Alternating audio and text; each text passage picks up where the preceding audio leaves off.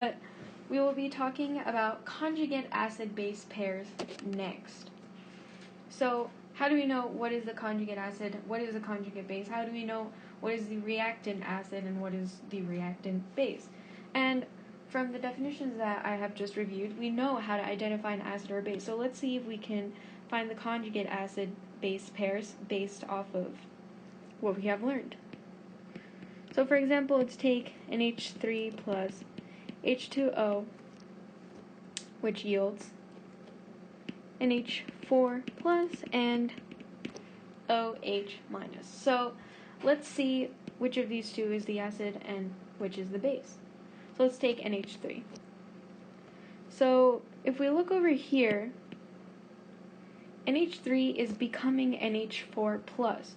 So the H is going from 3 H's to 4 H's. So that means we're adding an H, of course. So which means that we're accepting. And we know from our Bronsted-Lowry definition that if we are accepting an H or a proton, that means it must be a base. So NH3 is our base here. And water, so now that we know that NH3 is a base, water must be an acid, but let's just check using our definition to make sure. So water over here is going from H2O to OH minus. So we can see that it is losing that H. So we're going from 2 H's to only 1 H. And that H is being donated over here to the NH4. Well, it's being donated to the NH3, which becomes NH4, excuse me.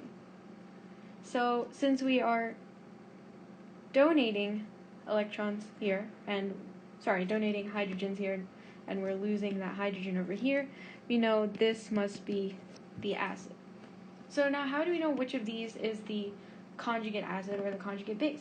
A mistake most people make is they think the compound to which one is donating something, that's the one that's the conjugate. That is not true.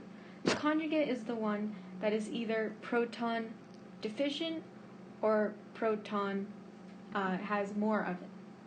So we see over here that we have OH minus. So that minus indicates that it is proton deficient because it is having another electron. So H2O is becoming OH minus, and since this OH minus is proton deficient, we know that this must be the conjugate acid. So now we know this is left over. We know that this is the conjugate base, and H4 is the conjugate base. So next we will review amphoteric behavior, and amphoteric behavior is the ability for water, or H2O, to behave as an acid or base. So for example, let's take HF plus H2O, and you get the fluorine ion plus H3O plus. So over here we see that H2O is gaining that proton here, so it's accepting that proton, so it must be a base, and HF is donating this H to the H2O, which makes it H3O, so we know that this must be the acid, and we're just left with the F minus ion over here. So this is an example of water acting as a base. Now let's see where it could act as an acid. So same example that we used before, NH3 plus H2O results in NH4 plus OH minus. So now we see H2O is losing that proton. So since it's losing, that means it's donating. So that means in this instance, it's an acid. And the other compound, which is NH3 in this case, is the base, as we saw on the earlier slide. And as you can't tell already, water is very special because it can do things that most other compounds cannot. And one example of this is amphoteric behavior, which we just talked about. And the other is autoionization. So autoionization is exactly what it sounds like. Water is able to ionize with itself. So over here you see you have water reacting with water, and it's able to form H3O plus and OH minus. So it's donating a hydrogen to itself and forming H3O plus, and it is also accepting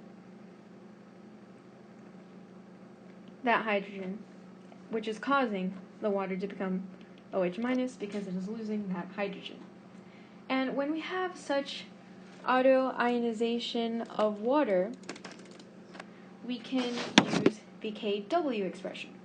So the Kw expression takes into account, as always, K only takes into account aqueous compounds.